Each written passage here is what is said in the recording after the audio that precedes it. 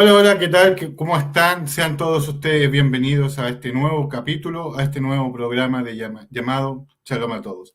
Un gusto poder saludarlos, muchas gracias que estén en sintonía. Bueno, saludar a los que están ahora presentes y también saludar a quienes se agregarán más adelante o verán este video en un tiempo más. Para mí es un gusto, es un placer el día de hoy poder saludar a un profesor. Profesor Fernando Torres Conde, perdón, profesor Fernando Conde Torres. Tiene 78 años y en este momento nos visita desde España. ¿Qué tal, profesor? ¿Cómo está? Buenas noches. Aquí buenas noches, ahí será buenas tardes. Sí, acá es tarde y bien fría. Sí, sí, sí.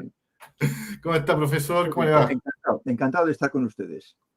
A mí, para nosotros también es un gusto que usted pueda estar acá presente. Bueno, para los que no lo conocen, él es un profesor.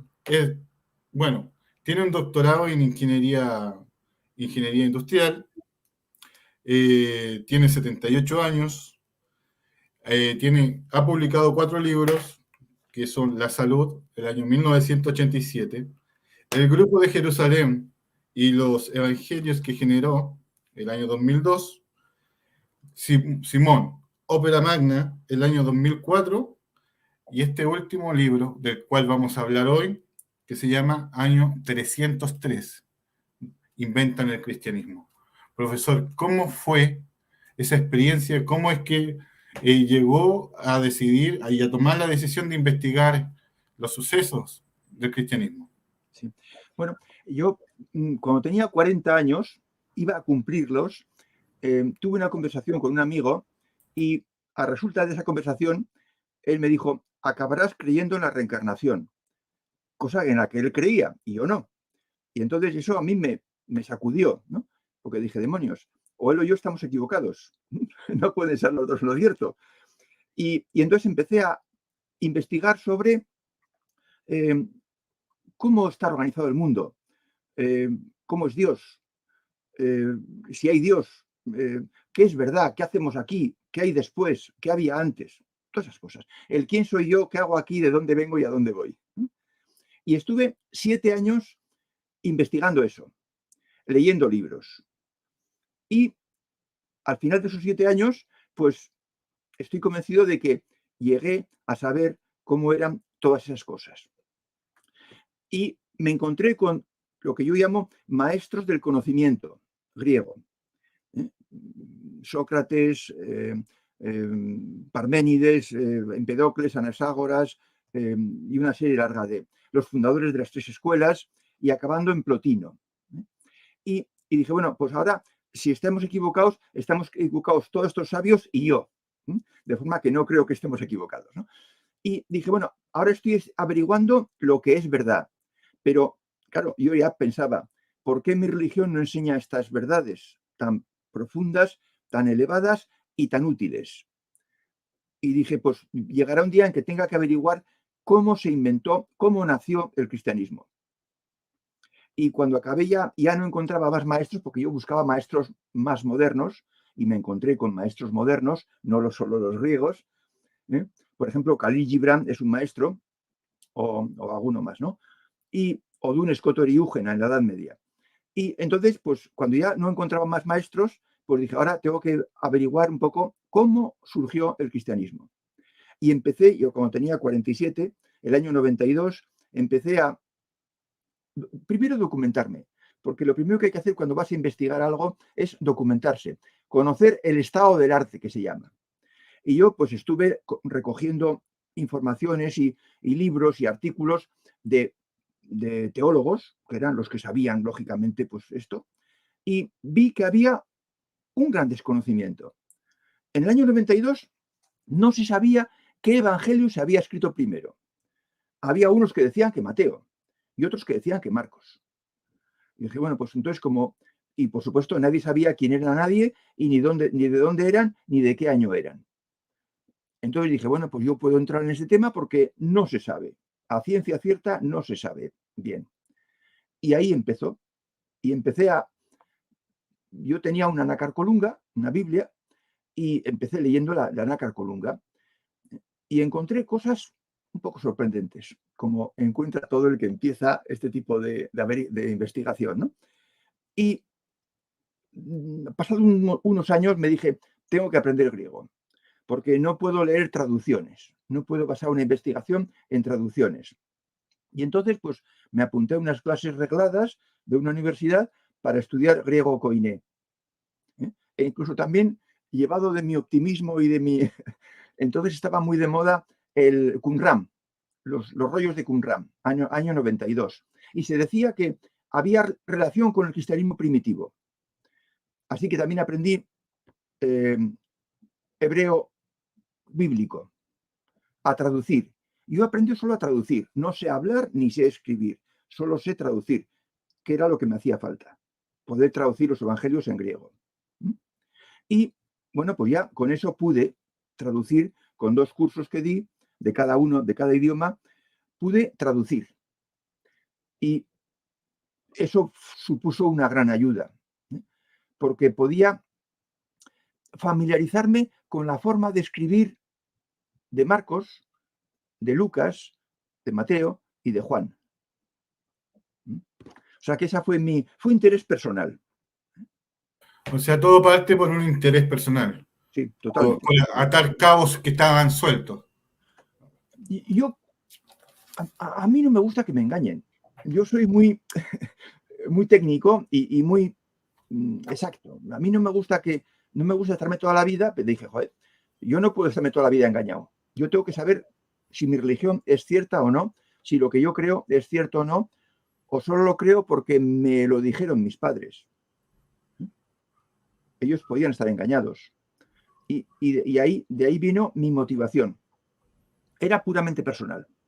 Yo no pensaba escribir nada ni nada de nada, porque tampoco sabía lo que iba a encontrar, ni si iba a encontrar algo.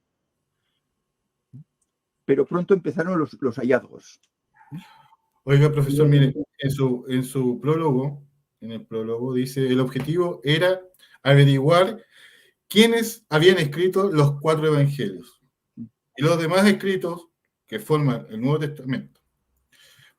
Pero ahí nacen las preguntas, profesor, que son, ¿cuáles fueron los resultados de esa investigación? Bueno, ¿Qué hechos hay, y esto es muy importante, qué hechos hay entre el siglo I al siglo IV y qué doctrinas existían antes del siglo IV? Bueno, empiezo por la última, porque es la más directa. No había ninguna doctrina cristiana, porque no existía ningún texto cristiano ni ningún predicador cristiano. No había nada. Hasta el año 303, nadie en todo el Imperio Romano había oído hablar de Jesucristo o cristianismo. Nadie. El año 303, Lactancio, Diocleciano y Constantino. Y los guardas que estuvieran custodiando al emperador Diocleciano. Pero esos, bueno, no cuentan como... Entonces, nada, no había nada, es que no había nada. Yo comprendo que esto resulta difícil, Simón, comprendo que esto resulta difícil incluso de escuchar, ¿no? Porque es, pues, muy revolucionario.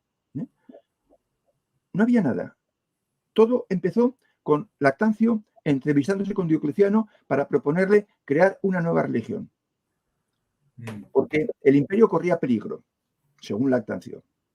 El Dios único, porque solo había un Dios, estaba enfadado, disgustado, enojado con el Imperio Romano porque se prohibían adorar a muchos dioses. Los romanos no tenían más remedio que permitir que cada pueblo conquistado siguiera con sus dioses o se les iban a rebelar. De forma que entonces los egipcios siguieron con sus dioses, con Isis, Osiris y todo el panteón egipcio, y los hispanos con sus dioses, y los celtas con sus dioses, etc. Y, profesor, bueno, estamos hablando de los resultados que hubo en la investigación, pero hubo un hecho que lo marcó, hubo un hecho que le hizo clic en la cabeza, que dijo, esto me puede servir mucho para mi investigación? Sí, yo lo primero que empecé, dije, bueno, vamos a ver, tengo los evangelios, pero los evangelios son muy largos y tienen muchos capítulos y muy largos. Entonces, para empezar a desmenuzar qué doctrina había en los tiempos primeros, yo tengo que leer mejor las cartas que escribieron Juan, Santiago, Pedro y Judas, las 4 cartas. Bueno, Judas escribió una y Santiago escribió una, pero Juan escribió 3 y Pedro escribió 2, o sea que en conjunto eran 7 cartas. Entonces yo me dediqué en castellano todavía, o sea, yo llamo castellano, ustedes le llaman español. Sí, Son lo mismo. se entiende. En español empecé a leer lo que había escrito Juan y lo que había escrito Santiago y Judas y Pedro.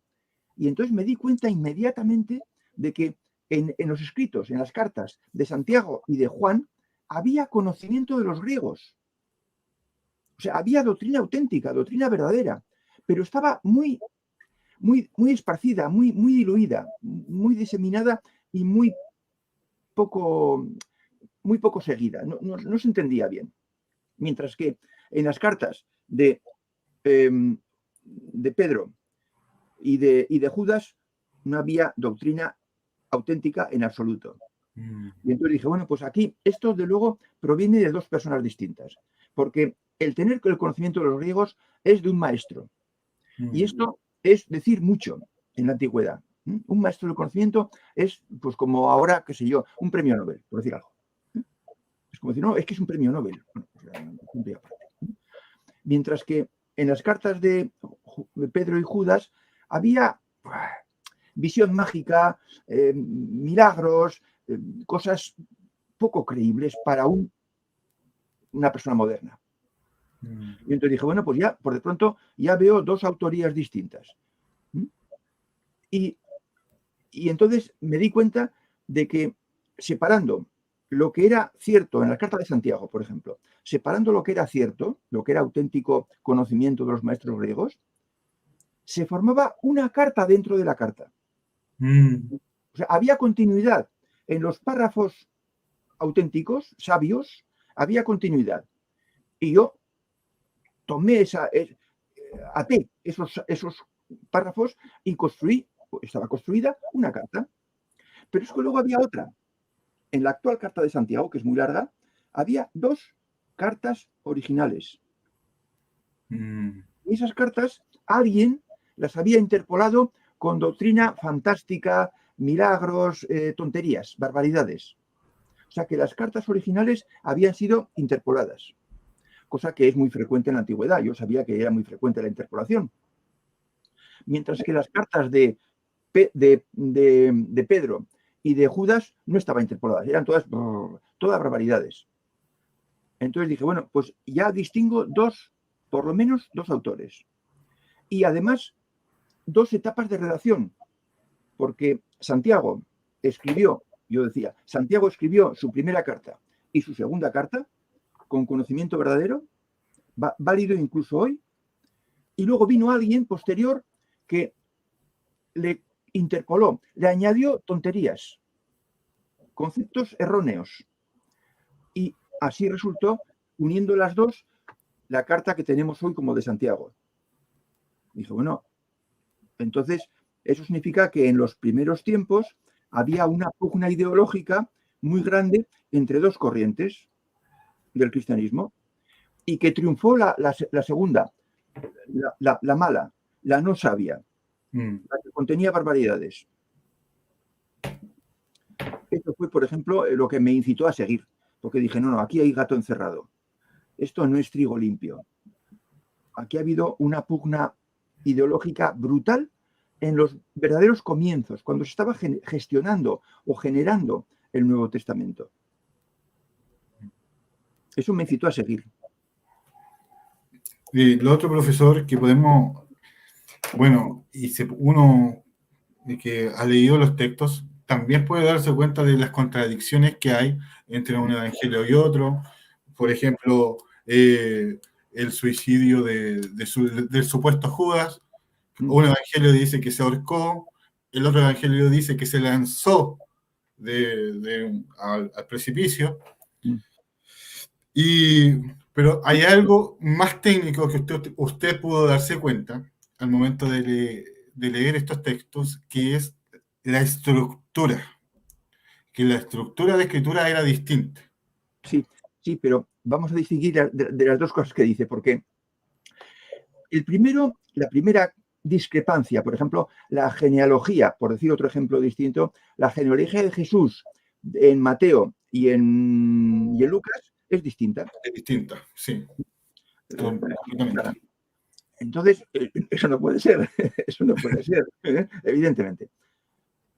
Entonces, eso después, mucho tiempo después, y conociendo ya bien a cada uno y habiendo localizado quiénes eran, pues eso está hecho adrede. O sea, Eusebio era el listo, el sabio, el maestro, el que enseñaba cosas auténticas y ciertas incluso para el hombre de hoy. Y era historiador. Y él sabía que los historiadores de entonces eran, pues vamos a decir así, muy alegres escribiendo. No indagaban, no contrastaban las fuentes, no hacían esas cosas que se hacen hoy, sino que se dejaban guiar de sus filias y sus fobias hacia los personajes sobre los que escribían. Y Eusebio sabía que dos historiadores no cuentan la misma historia con los mismos detalles, sino que discrepan, porque toman fuentes distintas. Claro. Y entonces él le dijo a Lactancio, este es el modelo de Marcos, pero tú pon cosas distintas. Y cuando escribas en nombre de Mateo y cuando escribas en nombre de Lucas, pon también cosas distintas de Mateo, para que haya discrepancias. Y entonces uno ahorcó a Judas y el otro lo tiró por el barranco. Exacto. O sea que esos, o la ascendencia o palabras, por ejemplo, pues Mateo dice Padre nuestro que habita los cielos, mientras que Lucas dice Padre. Ya está. O sea, hay diferencias puestas adrede. Otra cosa es ya el que cómo se gestionó y las diferencias que había con respecto a la verdad. Eso ya es otra cosa distinta. No sé si con eso contesto a total de su pregunta. Bien, profesor. Sí, me queda súper claro. Con respecto al año 303, dijimos que antes de eso no existían religiones, antes de eso no existía nada. Cristianismo. Claro, me refiero al cristianismo. Sí, pero ¿dónde dejamos el San Clemente de Roma o el San Ignacio de Antioquía? ¿Existieron? ¿No existieron? ¿También es parte del hinduismo? No. El equipo redactor que yo llamo, que está formado por Lactancio y Eusebio, estuvieron Lactancio desde el 303 hasta que murió. Yo juraría, o sea, adivino o intuyo que murió hacia el año 318, pongamos por caso. No hay acuerdo entre los historiadores cuándo murió Lactancio, porque es un personaje secundario del que apenas se habla de forma directa. No hay ningún libro sobre la vida de Lactancio. Entonces, del 303 al 318 hay 15 años. Eusebio estuvo desde el 307 hasta el 325, que son pues 18 años. Luego entonces estuvieron de media pues 15 años cada uno, dos personas, 15 años, escribiendo exclusivamente libros. Y para el 312-13 acabaron con el Nuevo Testamento. Y del 13 al 25 o al 24, pues ahí estuvieron escribiendo otras cosas, otros libros, a otros autores. Se inventaron otros autores. Y ahí se inventaron a Clemente Romano, a Papías, a San Ignacio de Antioquía, a muchos autores falsos que no existieron. Y de uno ponían citas en otro libro. Cuando escribieron el primero no pusieron cita de ninguno. Pero cuando escribieron el segundo pusieron alguna frase que supuestamente había escrito el primero. ¿Se me entiende? Y cuando escribieron el tercero, el que escribió puso citas de los dos primeros, y así sucesivamente, de forma que al final pues forman un cuerpo enorme de unos 100 o 200 libros que se citan unos a otros. Por ejemplo, Cipriano de Cartago. Pues le escribieron citas a todos los obispos de un montón de sitios, porque los obispos le escribieron una carta a Cipriano de Cartago. Cipriano, estimado padre, ¿cómo es posible que esto y lo otro? ¿Qué tenemos que hacer si un cristiano viene y se confiesa con dudas? Y entonces Cipriano, que era Lactancio, escribía, pues si esto pasa, hay que hacer esto otro, y esto. Y esas cartas de Cipriano a obispos de todas las ciudades importantes del imperio se consideran hoy en día pruebas de que ya en el siglo III o II, con Lactancio, con Cartago, Cipriano de Cartago, ya había cristianismo en todos esos sitios. Wow. Entonces, claro, la falsificación fue descomunal. Y tengo que decir que estuvo muy bien hecha, porque ha engañado a todo el mundo durante 1700 años.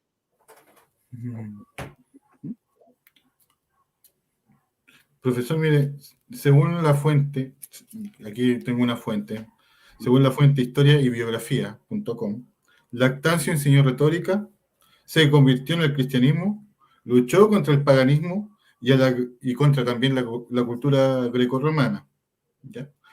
Pero según esta fuente, Lactancio murió, o sea, hubo una época de Lactancio que fue pobre y que después Constantino lo tomó y lo colocó como tutor de su hijo Crispo. ¿Qué me dice usted de eso? Según su investigación, ¿es cierto o también es parte del invento? Vamos a ver. Ya hemos comentado antes que Lactancio, de motu propio, por propia iniciativa, no fue llamado por nadie porque era un perfecto desconocido para las personas que estaban en Nicomedia, que era la capital de Diocleciano, Nicomedia, en la Turquía actual. Pues fue a Turquía para proponerle eso que he dicho antes, de crear una religión a Diocleciano. Diocleciano vio que de ninguna manera el emperador tenía que entrar en ese campo y lo mandó a que consultara con su segundo de a bordo, con su César, que era Galerio, que estaba más al norte, cerca de la frontera con el Danubio. Y también tampoco le gustó, volvió, y entonces Diocleciano le dijo que no. Pero en esa entrevista que tenía estaba presente Constantino, que era el ahijado de Diocleciano, el que pensaba concederle el dominio de una parte del imperio. Y Constantino se enteró. Y Constantino dijo, hombre, esto puede ir bien para mis planes futuros. Y entonces Constantino agarró a Lactancio y lo engatusó y diciéndole que escribiera esto y que escribiera lo otro, una prueba sin contrariar a Diocleciano. Y cuando el año 305, poco después, Constantino viajó a Tréveris para estar con su padre, pues entonces nombró a Lactancio tutor de su hijo Crispo, que entonces tenía 7 años, y se lo llevó con él a Tréveris. Y entonces Lactancio estuvo con Constantino siendo su ayudante, su secretario personal, y de ninguna manera pudo estar en la pobreza porque estaba con el emperador. Lo que pasa es que a escritores posteriores del cristianismo, a los santos padres, por ejemplo a San Agustín, pues no les interesaba nada saber que Lactancio había estado con Constantino porque Lactancio era un profesor de retórica, un ideólogo, y entonces lo que hicieron fue distanciar esa tutoría de Crispo, distanciarlo hasta mucho después, cuando ya Crispo era persona adulta. O sea que no, fue tutor de Crispo, es cierto, pero lo fue desde que llegaron prácticamente a Augusta Treverorum, a Treveris, hacia el año 305, 306. Lo que ocurre es que aquí hay muchos intereses creados, muchísimos y poderosos, para ocultar. Porque claro, el cristianismo lo siento, pero es un fraude. Es una creación literaria. Es como el Don Quijote de la Mancha. Y a Cervantes no se le ocurre decir que Don Quijote existió y que Dulcinea y Sancho Panza fueron personajes históricos. A Lactancio, Eusebio y Constantino, y luego, pues sí, se les ocurrió decir que eran personajes reales, pero no lo eran. Entonces, Sí, profesor, adelante. No, lo que le pasa, lo que le iba a indicar es que para las personas que vienen saliendo de una religión como la cristiana, es súper chocante también escuchar esto, sí, sí, sí. porque llegar a pensar, porque yo he visto videos donde le hacen eh, eh, la reacción, esa es la palabra, la reacción a lo que usted dice. Pero es más molesto cuando critican algo sin haberlo leído, Ya, primero. ya, ya, Entonces, cuando estas personas hablan y dicen, oye, pero porque escuché de esta forma esta palabra, estúpido, ignorante, ya. entonces yo digo, ¿cómo tú vas a opinar de algo Mm, que tampoco ni siquiera has leído? O sea, sí, primero sí, léelo y después opinas. claro, claro, claro. Eso es lo que piensa toda persona, pues no sé, un poco adulta, madura, sensata, juiciosa, y que está, que razona. ¿Mm? Lo que ocurre es que, lo que le he comentado antes de los intereses creados, eh, yo sé, porque me lo han dicho los propios críticos, y yo digo que tengo detractores y aprendices de detractores, ¿no? Entonces, el que confiesa que no ha leído el libro, pero que el libro es una memez, una pavada, como dice un argentino, pues es aprendiz de detractor. Porque todo el mundo sabe, incluso la gente que está en contra de lo que yo defiendo, de que para criticar una tesis, una investigación, hay que haberla leído. No cabe criticar si no la has leído. Por lo que yo cuento en los vídeos. Porque en los vídeos una tesis requiere que un tribunal de 5 expertos en el tema se reúnan, lean el libro que les presenta el doctorando y vayan a una sesión en la que el doctorando tiene 1 hora para explicar su tesis y luego hay preguntas de los miembros del tribunal tanto tiempo como quieran. O sea, sin límite de tiempo. Y entonces, fruto del libro que han leído, de lo que han escuchado en la presentación y de las respuestas a las preguntas que se hacen al doctorando, entonces entienden que sí, que efectivamente, que es una novedad lo que se contiene en la tesis y que merece ser aprobada. Con sobresaliente cum laude, que es lo que dan a todas las tesis. Entonces, todo ese proceso y el conocimiento que tienen los expertos, que son todos catedráticos, suplirlo con haber visto 2 vídeos de Fernando Conde, pues no tiene comparación. Entonces, yo estoy deseando que alguien, de verdad, estoy deseando, Simón, que alguien me diga, oiga usted, señor Conde, yo he leído su libro y me lo he estudiado y sé griego, y usted en tal página dice tal cosa y tal otra, y eso es mentira. Y usted en tal página dice no sé qué, no sé cuántos, y eso es falso. Estoy deseando que alguien me lo diga. Pero desde el 2016 han pasado 7 años y nadie ha sido capaz de empezar siquiera un debate para rebatir las pruebas que yo muestro, que son 3. Y obviamente, bueno, cuando hay un sesgo religioso, Mm, mm, entonces siempre va a existir la negativa A. Sí, sí. Entonces, muchas personas, por ejemplo, nosotros que salimos de la religión, tuvimos que sacarnos las vendas un poquito de los ojos, Sí. poder volver a estudiar estos textos, entre comillas, estudiarlos, Mm, releerlos, para poder comenzar a entender que estábamos equivocados, que ujú, de verdad no hay razón, no se juntan, no se alinean ninguna de las ideas. mm. Y por eso le hacía el alcance, profesor. ¿Por qué? Porque muchos opinan desde su punto de vista, desde su sesgo, pero no de la razón. Sí. Bueno, yo defiendo, y lo digo con mucha frecuencia, lo suelo poner como advertencia en todos los vídeos, de ideología no se debe debatir. A mí jamás se me ocurrirá ir a alguien de otra creencia y decir, oye, tú lo que crees es equivocado, no está bien. Por Dios, ¿no? cada cual tenga su creencia y actúe conforme a ella o no, y actúe, y los actos son lo importante, no las creencias, los actos, cómo actuamos con los demás.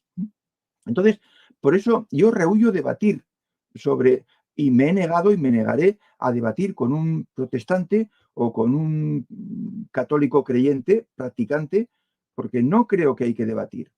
Cada cual tiene las ideas que quiere, las que le van a su, digamos, pues nivel ideológico o a sus circuitos neuronales, a lo que hay aquí dentro o lo que hay aquí. Y entonces, pues muy bien, pues que cada cual crea lo que quiera. Lo que importa es cómo actúa con los demás y qué rastro deja de su paso por este planeta. De forma que yo comprendo que sí, que pero que nadie cambie su creencia porque lea un libro mío o de otro. Que cambie en todo caso porque en su interior algo le pida más exigencia, más perfección, más amor, ¿eh? Por decir de alguna manera, pero no porque lea un libro. Bien, profesor. Hablemos un poquito del concilio de Nicea, profe. ¿Sí? ¿De qué trató? A ver, usted me corrige los datos que yo tengo. Fue desde el 20 de mayo al 19 de junio del año 325, Sí. en la era común. La convocación fue hecha por Constantino I, Sí. o más bien por el obispo Ocio de Córdoba. Sí. ¿Cierto? Y los temas que trataron fueron la cuestión cristológica de la naturaleza de Yechu, o Yechu, y usted ya entiende, el acróstico. El Mire, personaje, sí. es que para allá voy para el acróstico, que Ya. es muy importante. Sí. A ver si nos puede hablar un poquito del acróstico que vemos en los evangelios. Sí. Bueno, vamos a ver. Efectivamente, el concilio fue convocado por Constantino y su hombre volante era Osio. Osio, que era español. Osio es español. Era. Y convocó un concilio. Primero hubo un sínodo de Arles, que no se habla muy poco, el año 314 en Arles, en Francia, donde gobernaba Constantino. Y luego, cuando ya conquistó a su cuñado Licinio, cuando le arrebató, porque le arrebató la parte oriental, entonces convocó el concilio a similitud del anterior, convocó el concilio de Nicea. Y mandó a Osio a nombrar obispos para que vinieran al concilio de esa zona oriental. No fueron 300, no fueron 300, serían unos 60, 50 o 60 más bien. Pero bueno, luego no costaba nada aumentar. Lo que pasa es que en ese momento había una pugna porque Eusebio, que era maestro de conocimiento y no estaba de acuerdo con lo que estaba haciendo, consiguió aunar un poco voluntades con otro Eusebio de Nicomedia y con un par de personajes más y con Arrio, que era amigo suyo de Alejandría, y formaron un pequeño complot para imponer la visión de los originales que había escrito Eusebio en sus evangelios medio escondidos. Pero claro, como el emperador estaba a favor de la tesis oficial, pues venció el emperador Constantino. Y Eusebio tuvo que desdecirse de lo que defendía y a su colega Eusebio de Nicomedia lo mandó desterrado. De forma que en el concilio realmente hubo una pugna entre la mayoría nicena, que se llamó luego nicena, y ortodoxa, que decían que efectivamente todo era como estaba escrito en los evangelios, y una minoría de media docena o 10 obispos que defendían que no, que Jesucristo que no era el Hijo de Dios, que era un profeta, un hombre perfecto que defendía lo que siempre se había defendido en el conocimiento griego. Pero vencieron los equivocados, los malos, como se dice en las películas, los críos, y se impuso el credo de Nicea. Y entonces, pues así acabó la primera batalla. Ganaron la versión ortodoxa, la versión de Constantino, como no podía ser de otra manera. Y sobre el acróstico, yo estaba convencido de que en la antigüedad porque un rey, un monarca, le mandaba un mensaje con 2 o 3 o 5 mensajeros a otro monarca para pedirle ayuda porque tenía necesidad de su ejército para lo que sea. Y claro, ese mensaje podía ser interceptado en el camino, porque los caminos eran inseguros, y podía cambiarse y poner otro mensaje que fuera distinto. Entonces, los monarcas tenían que tener un código establecido para estar seguro de que la carta que recibían supuestamente del rey o del monarca o del faraón de Egipto era del faraón de Egipto. De forma que entonces tenía que haber una clave secreta. Y, y entonces yo me dediqué a buscar qué palabras podía haber. Pero claro, no en los evangelios, porque los evangelios o las cartas eran muy largos. Yo dije, ¿qué correspondencia ha habido entre monarcas en aquellos tiempos? Y me vino a la cabeza la correspondencia entre Plinio el Joven y Trajano. Plinio el Joven fue gobernador de Bitinia con Trajano. Y entonces, en esta biblioteca que usted ve aquí, que es una parte, hay mucho más por aquí, yo me empecé a coleccionar cartas de Plinio, las cartas de Plinio, que son 10 tomos. Y cuando ya tuve media docena de ediciones distintas de las cartas de Plinio, empecé a mirar las cartas de Plinio y de Trajano, sobre todo las de Plinio, a ver si encontraba acrósticos. Y encontré acrósticos. Plinio le decía a Trajano, a te metum, ante ti temor. Y Trajano le respondía, sit, que significa sea, o así sea. Pero eso fue después, eso fue mi comprobación.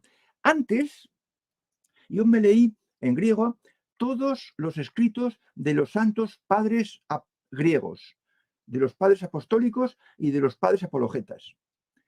Y me los leí despacito y estudiando y buscando a ver si había algún mensaje oculto. Y en el martillo de Policarpo, al final, encontré un texto que decía, yo, 6 palabras, escrito 6 palabras en lo que sigue, ego, egrapsa, entocacepses. Y dije, demonio, yo escrito en lo que sigue, voy a ver qué es lo que sigue, porque ya está eso, estaba exactamente al final del martirio de Policarpo. Y entonces, mirando lo que seguía, que eran 5 versos, 5 líneas, ponía en la primera palabra, S, bueno, sigma, pero yo digo S en español, S, la I, la M, la O y la N un poco metida, en amén. Amén, la N de amén. Pero en primera fila aparecía S, I, M, O y la N en cuarta fila, en cuarto lugar. Sinagago, Nauto Aede, tu cromo que es mecota, y me lo sé de memoria todavía. Y dije, diablos, Simón. Pero yo no sabía si ese Simón era nombre de una persona, ¿qué era? Si se escribía con Omicron o también podía escribirse con Omega. Si era fonético o era literario. De forma que yo tuve muchas dudas sobre ese acróstico. Hasta que miré los libros de Plinio el Joven, a Trajano. Y entonces encontré el mismo tipo de acróstico y la clave era que las palabras estén a 8 letras de los extremos. Y entonces se lee Simón. El que recibe la carta y sabe la clave, lee Simón. Pero cualquier otra persona no puede leerlo, no tiene ni idea. Es Simón con S por si acaso. No es con H, y Simón es el participio, luego lo he sabido porque tengo unos diccionarios tremendos de 2000 páginas, varios, griego, inglés y griego, francés, y Simón es el participio del verbo simou. Y simou es, dicho en mal esto, descojonarse. O sea, reírse carcajadas. Reírse echando la cara para atrás y ja, ja, ja, ja, ja. Y poniéndose manos en la tripa. O sea, es burlarse, satirizar, ironizar, ridiculizar. Eusebio se reía a carcajadas cuando leía las tonterías que decía Lactancio. de que si el infierno, de que si el pecado, de que si Dios va a castigar y todas esas cosas. Eso eran barbaridades. Y hasta el día de hoy, disculpen los amigos cristianos que van a ver esto, pero hasta el día de hoy también para nosotros, también es una barbaridad. O sea, Lo que hay que hacer es tender a la perfección, tender a la plenitud, ser buena persona a tope, y con todo el mundo, y ya está. Y ya está. profesor, mire, para ir apurando esto, Sí. porque, y espero de verdad que podamos tener otro capítulo hablando un poquito más de este tema, porque la verdad que a mí me encantan estos temas.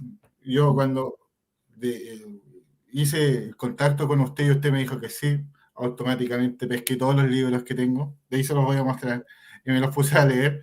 Me alegro, me alegro. Mire, tenemos lo siguiente, ¿quién escribió qué de cada libro? ¿Quién escribió, por ejemplo, Lucas? ¿Quién escribió Marco? Bien.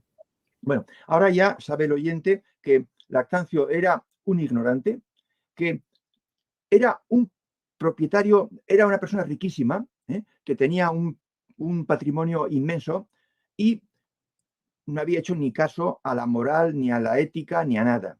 Y cuando cogió la idea de escribir una religión, de fundar una religión, o sea, leyó textos egipcios y vio, pues, moral elemental.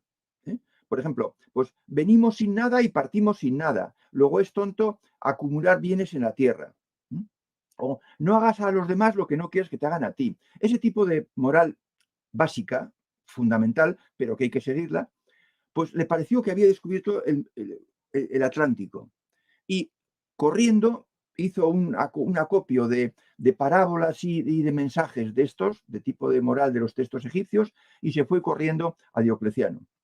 Pero la moral que él pudo verter en sus cartas de Pablo, las cartas de Pablo las escribió primero Lactancio, antes de conocer a Eusebio, en el año 304, 305. Luego llegó Eusebio donde estaba él, arriba, a Augusta Treverorum. Y entonces se pusieron de acuerdo ya con el plan que había aprobado Constantino, y Marcos lo escribió el historiador Eusebio. Eusebio.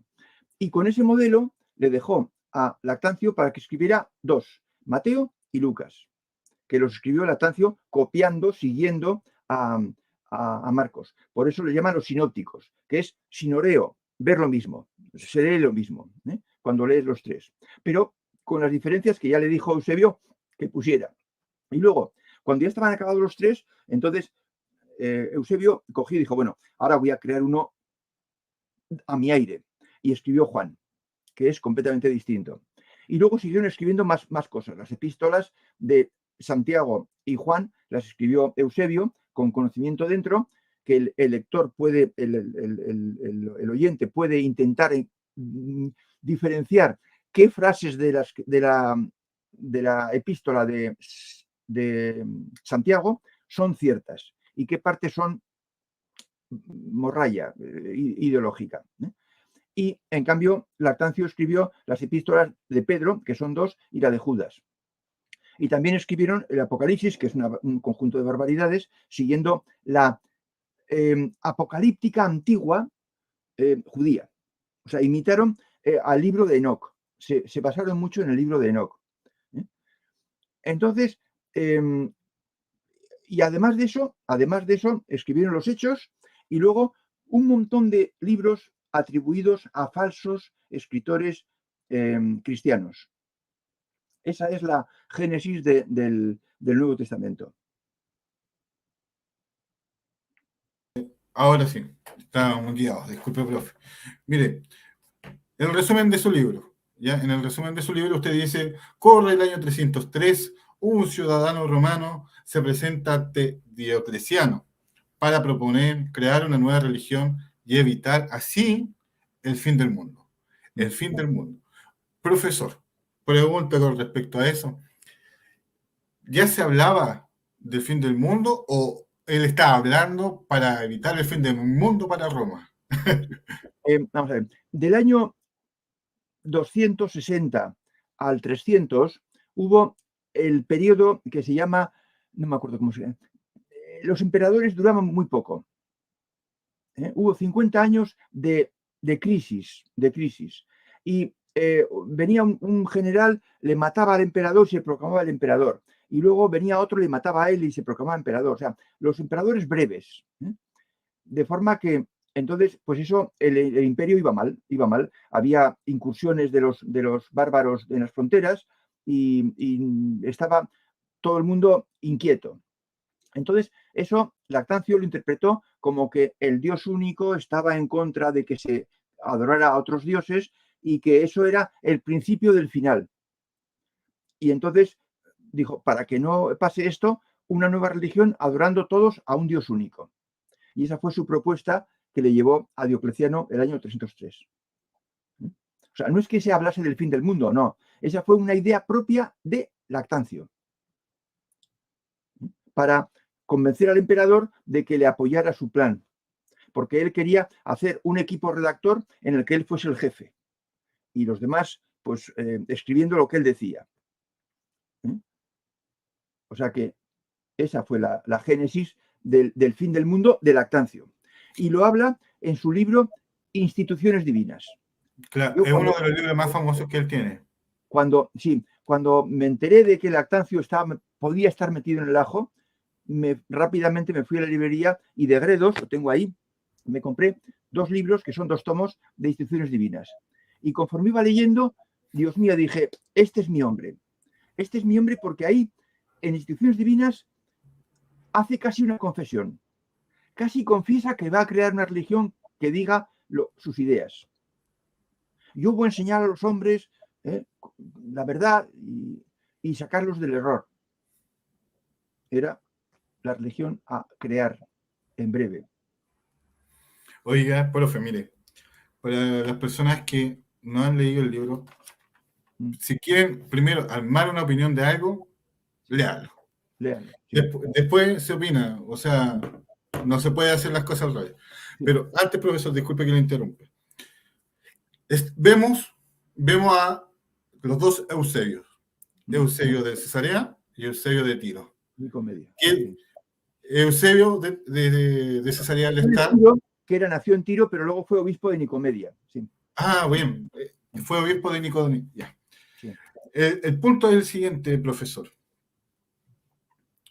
¿Qué llevó a Eusebio de Cesarea? Porque digamos que había una diferencia entre los dos, de 20 años. ¿Qué llevó a Eusebio de Cesarea confesarse? No es una confesión, sí es una confesión igual. A enviar esta carta. A confiarle toda su acción. Bueno, el de Tiro. Sí, pues que eran amigos. Y que los dos, en esto de, usted lo sabe bien, que en esto de optar por la plenitud, por la verdad, por ser buena persona, por la bondad, tiene que haber un motor interno. Bueno, pues los dos tenían ese motor interno. Y eso les hizo coincidir totalmente en la forma de pensar y en el juicio que hicieron de la doctrina de Lactancio. O sea, amistad e identificación ideológica. Esa fue la causa. Bien. Que es más fuerte que ninguna otra cosa. De todas maneras, es que hay un momento en que uno ya no aguanta, no aguanta más el secreto y necesita a alguien de confianza. Sí, y así se lo va pasando. Luego, además, que Eusebio era mayor y necesitaba un sustituto del secreto por si hacía falta decirlo. Tenía que dejar lo que él había hecho a alguien que supiera todo y la forma que estaba revelado en los escritos, y eligió a su amigo del alma. Y claro, hubo ahí una cercanía ya que los dos se llamaban igual, tal vez... Tenían amistad anterior también. Oiga, profesor, de verdad, ahí, por ejemplo, vemos algunos comentarios, que está interesante el tema. Ya lo he ido viendo, ya lo he ido leyendo, sí. Ah, perfecto. Mire, profesor,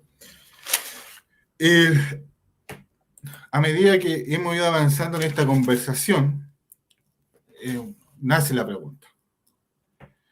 ¿Qué pasa con los escritos antiguos? ¿Qué pasa con Flavio Josefo, la historia sobre el Yechu y todas esas cosas también son inventadas? ¿Qué pasó con Nerón? Sí. Bueno, Nerón no hizo nada de lo que le dicen. Nerón no hizo nada. Se inventaron herejes, se inventaron autores cristianos ortodoxos y se inventaron persecuciones. Y entonces, pues se inventaron varias persecuciones y Nerón fue uno de los emperadores condenado a ser perseguidor de los cristianos. Pero también Diocleciano le adjudicaron una persecución, la más feroz de todas, del año 303. Pero son todo negro sobre blanco, escrito en un pergamino o en un papiro. No hubo persecución porque no había cristianos a los que perseguir.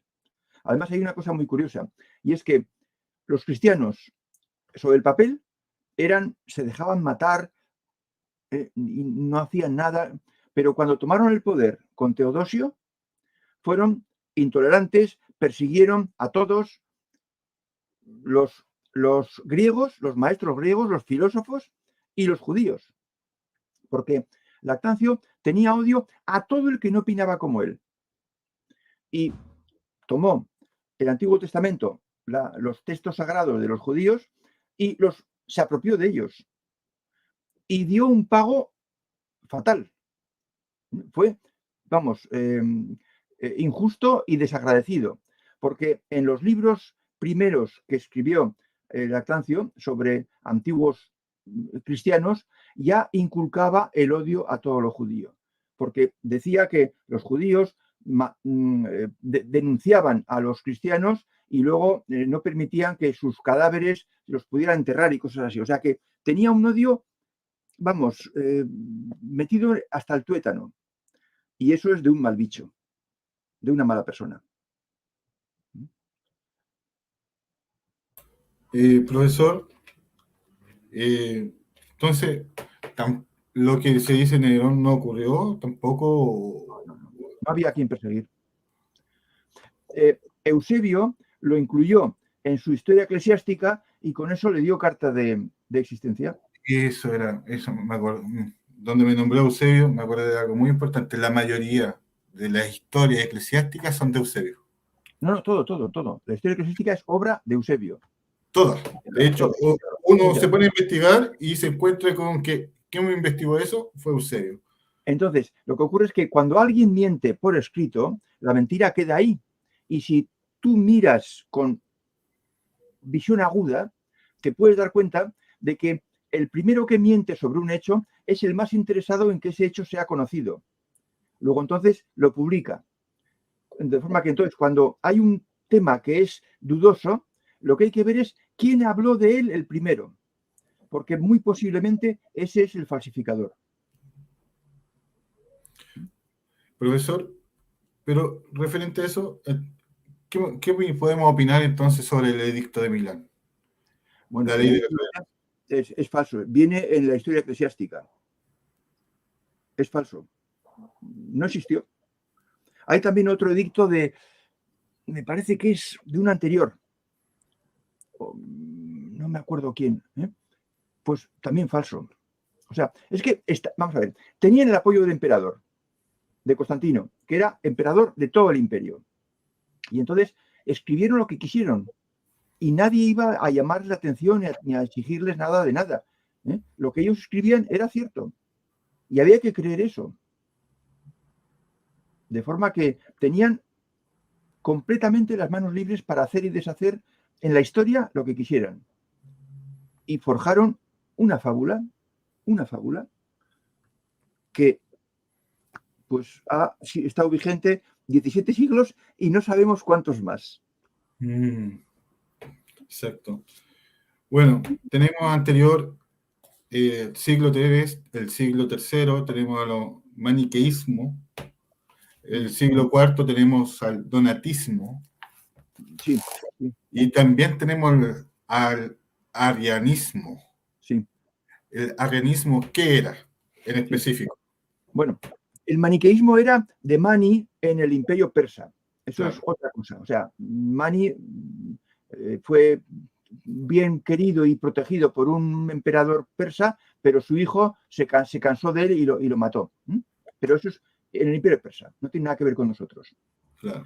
El donatismo, hubo un tal Donato, que un falso obispo de África, sí, que dio, o sea, pero es inventado, o sea, es inventado. No existió ningún Donato. Pero cuando el año 314 estaban iban a hacer el sínodo de Arles, ¿cómo iban a hacer el sínodo de Arles si no había realmente ningún cristiano? Entonces dijeron, bueno, vamos a hacer un sínodo para convocar, para poner la religión en la parte occidental de Constantino, ¿no? Que era las Galias y Italia. Eso era la parte occidental. La parte oriental era el Adriático y Egipto y Siria. Entonces hicieron un sínodo y supuestamente ese sínodo fue para resolver un problema que había con el donatismo, que es un problema inventado, que no existe. O sea, el donatismo no existió. Donato no existió. Es un personaje creado por el equipo redactor. De todas formas, que entonces, pues eso es para dar un motivo para convocar un concilio o un sínodo y resolver un supuesto problema que había ideológico. Pero en realidad era para poner el cristianismo en marcha en Occidente. Bien. Y luego, el arrianismo Arrio era, junto con Eusebio de Cesarea y Eusebio de Nicomedia y Arro de Alejandría, eran los tres que fueron los que protestaron, los que intentaron rebelarse contra la visión de Lactancio y Constantino y que perdieron. Entonces, Arrio fue desterrado, Eusebio de Nicomedia fue desterrado, obispo de Nicomedia, y Eusebio de Cesarea pues se quedó, digamos que renunció a sus creencias para no perder el favor de Constantino, porque era el protegido de Constantino, Eusebio de Nicomedia. Y entonces se quedó. Pero luego ocurrió el drama familiar de Constantino, que el año 326, al año siguiente de Nicea, mató a su hijo y mató a su esposa. Y entonces eso le desequilibró un poco y le hizo cambiar, lo consideró una demostración de que el apoyo que daba a Osio era acertado y no lo era. Y entonces le dio apoyo a Eusebio. Y entonces vino Osio del destierro y Constantino se convirtió en arriano. O sea, triunfó la visión de Eusebio, de los dos Eusebios del cristianismo, siendo Jesucristo, no hijo de Dios, sino un maestro avanzado y por tanto mucho más tolerante. Los arrianos eran tolerantes. Y entonces Constantino, su hijo Constancio II, también fue arriano. Luego vino Juliano, que fue pagano. Luego vino Valentiniano y Valente, que uno era cristiano, uno era arriano y otro era niceno. Y entonces, pues también fueron tolerantes. O sea, hubo 4 emperadores que fueron tolerantes. Pero luego vino Teodosio, que era niceno perdido y fue intolerante con todo lo que no fuera niceno y eliminó del obispado a todos los obispos que eran arrianos. O sea que el arrianismo fue un movimiento menos negativo que los nicenos ortodoxos que defendían que Jesucristo era, bueno, pues un profeta, un maestro del conocimiento. Claro. Pero Básicamente por lo que yo pude estudiar, dice, Arrio reducía a Cristo a la dimensión de simplemente un hombre. Sí, sí. Ese es, básicamente. Sí, sí. Entonces, bueno, tenemos muchas cosas más que podríamos hablar, profesor. Ya son pasaditas las 9 de la noche allá en España. Acá en Chile son las 15 con un minuto. Sí. Antes de a ver si usted me lo permite, profesor. Sofía Originals, Sí, así, con la S al final, sí, para quienes estén interesados en encontrar más contenido. sí. Yo en los 24 años que me ha durado esta investigación, pues he ido generando archivos y los guardaba en una web que es www.sofía, que es sabiduría, originals, que es originales en inglés. ¿Eh? Originales de sabiduría en los evangelios. Ese es el sentido de la frase, ¿no? sofiaoriginals.com. Y ahí está, pues está año 303 y también están libros, también está sabiduría, donde pongo la sabiduría que hay en los evangelios de Eusebio, y también está cristianismo, antiguo y contemporáneo. Y también tengo tertulias. Ahí estamos viendo la página, ¿no? Sí, sí, efectivamente, esta es. Y en tertulias tengo como unas 440 tertulias, muchas con gente que coincide conmigo y algunas, pues no sé, 100 con detractores más o menos atrevidos,